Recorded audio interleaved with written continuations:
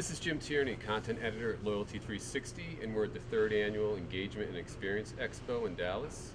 Today we have Mike Blyth, who is the Chief Operating Officer for Aginity. Welcome, Mike. Thanks for being here. Thank you, Jim. Appreciate you having the time with me. Mike, what would you say is the number one imperative for you as a marketer today, and how may that have changed in the past 18 months? I think the imperative is the same as everybody else's imperative for decades. You've got to be in the business of growth, so you've got to understand your customer franchise, you've got to understand what the dynamics are, and at the end of the day, you've got to be able to build that franchise without discounting. So you've got to really drive brand equity, you've got to really increase customer engagement, and only when you really build those relationships do you get a loyal following. So the second part of the question you asked, Jim, was really what's changed and what's going to continue to change. And I think the interesting thing is the amount of data that people are generating in terms of their buying behavior, their attitudes. And frankly, I don't think it's going to get any slower. I think 90% of all the data that's been generated in the world 2 years ago has been replicated in the next 2 years. So if you want to be smart about your customers and grow your business, you got to find a way to be able to handle that amount of data and transfer it into something that's actionable, smart, and endears you. Definitely.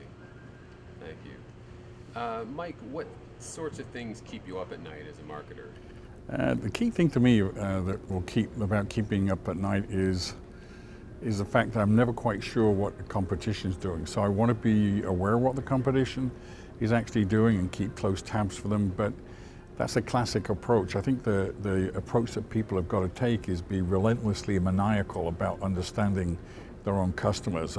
As more and more data sources show up, I can learn more and more, and if I can in fact harness the right kind of technology to get the smart understanding, I know I'm going to be able to deliver a personalized message that's second to none and will keep me abreast and advance the competition.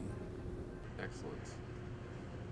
What are the types of things that you think are important to consider about the customer, and how do you see those things changing in the next couple of years?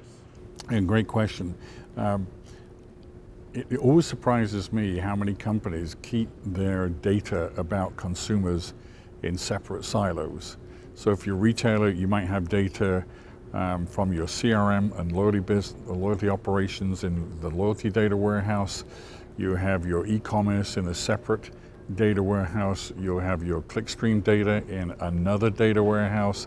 You'll have your mobile information somewhere else, then all forms of social data in another area. And if we're supposed to be in the customer intimacy business, I can't see how you can do that unless you've got a picture view across all those entities. So to me, the fundamental issue that we've got to address is being able to see the customer as a whole entity, not as a series of slivers of insights. And if you don't understand that, how are you going to ever figure out who your brand advocates are? You're never going to do that. So getting what we call a 3D view is absolutely imperative. Exactly. Excellent. And Mike, how should brands use and get the most out of technology, do you think? There's three elements to the response to that question. First, get a sense of what you want to accomplish, because there are far too many technology companies that want to sell you solutions that actually might not be right for you. So you've got to get a sense of yourself. Second, I think you've got to think about what the trends are in big data and how you want to be able to use that. And you've got to take the right kind of digestive pills, because there's so much data. If you don't think about what you want, you're going to get indigestion from consuming everything. The third element of the response is, if you really want to leverage technology, if you understand yourself really well, you understand the use cases that you want to develop, you prioritize those use cases, then you're in fact building a roadmap that's going to generate the right kind of impact. Without that roadmap, without the use cases, you're not going to get management to be able to help fund some of the dramatic increase in spending you're going to have to take to be able to get that customer intimacy. Well, that's fantastic, Mike. We appreciate your time, and thanks so much for attending the Engagement and Experience Expo.